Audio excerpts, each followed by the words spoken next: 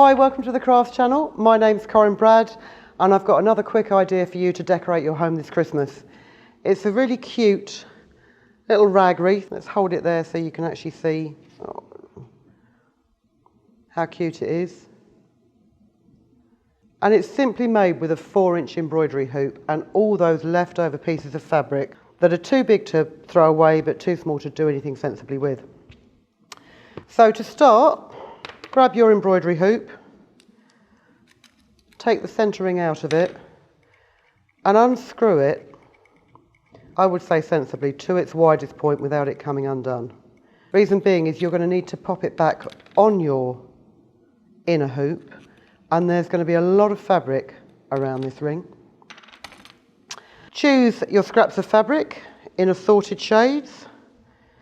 I've gone for pinks and whites and turquoises. And you need to tear your fabric. Now there's a trick to tearing fabric. I don't always get it right. But if you can tear it so you've got the stretchier grain here, if you can tear it down the stretchier grain, I can't remember which one's warp and which one's weft, but one definitely tears easier. Cut a slit and literally just go. And if nothing else, this is the most satisfying job in the entire world. Oh, provided you've actually torn it in the right place.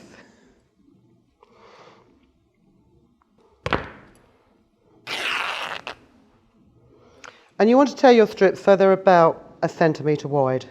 They will roll up, they will shed fibres everywhere. But to be honest, the raggier the better with one of these quilts. If you don't like the untidiness of a rag quilt, you can make the same effect just by using pinking shears to cut your strips of fabric. But you will find there's one way of doing it that's easier than the other. And quite often you only find that out by trial and error. Sounds great though, doesn't it?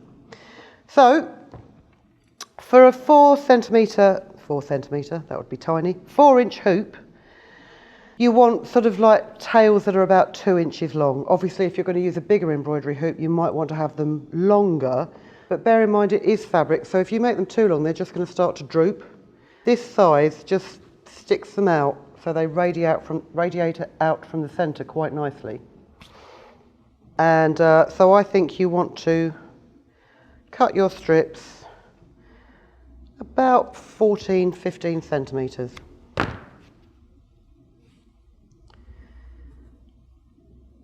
Fold them into a loop. Pop your loop under the ring. Pop your ends through the loop to make a lark's head knot. And it's a lark's head knot with the head on the side that you're working on. Tighten that knot up, take it up to the top screw and tighten it up before you cut another piece in a contrasting colour.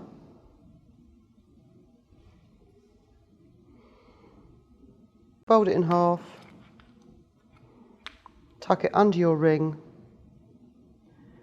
put your finger in the loop and grab those loose ends. And then just slide it up. The first few that you do, because you've got this metal screw top arrangement riveted on, you're better off tightening them up once they're in position. With future pieces,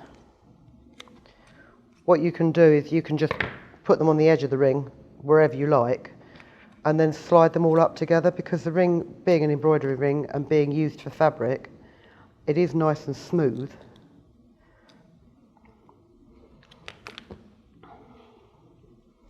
So you just keep adding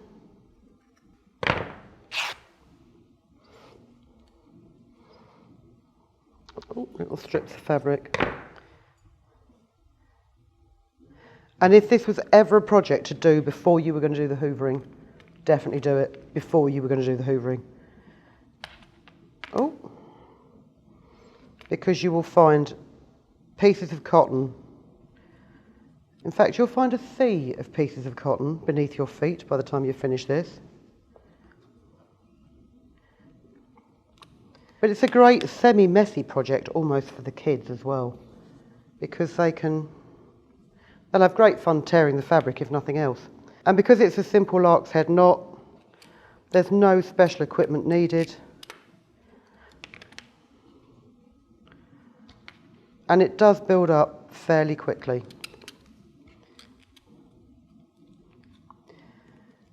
Sometimes it helps if you just turn it over and just press these so the knots all sit on the top, like so. If you carry on building it up, you will eventually end up with a hoop like this. And then what I've done is I've actually just tied a length of rag into the screw head at the top there.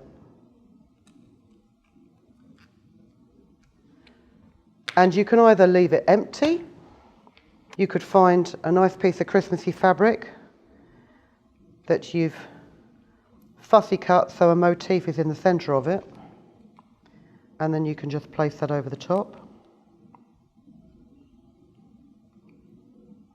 like so. So it fills in the centre of your wreath.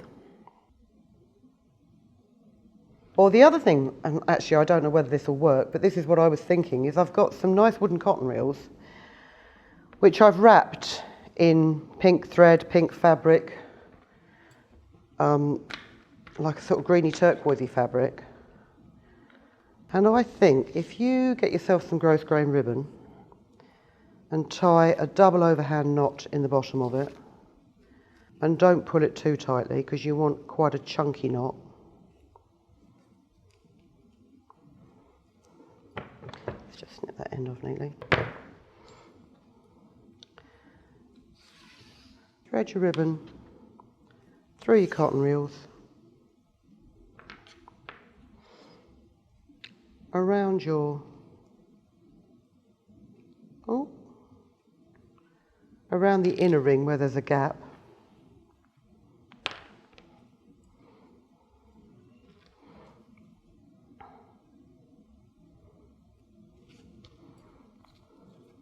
And back through your last cotton reel, tying another double overhand knot.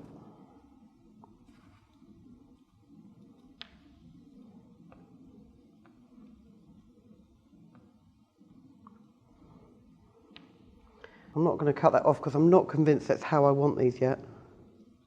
So you could have just some little cotton reels hanging in the centre of it, which makes it a wreath for any time of year. It doesn't have to be for Christmas. You could replace it with bells, anything like that. I don't know whether I'm going to keep that like that yet, so let's take that off and pop back my nice Santa on his way to deliver presents.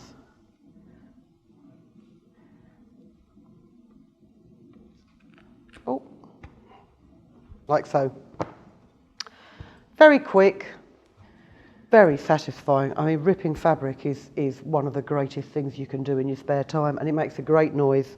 And it's just a very easy project as well to do with the children because there's no real sharp implements involved, no specialist equipment. Just a nice little 4-inch embroidery hoop, wooden embroidery hoop, and just have fun with it.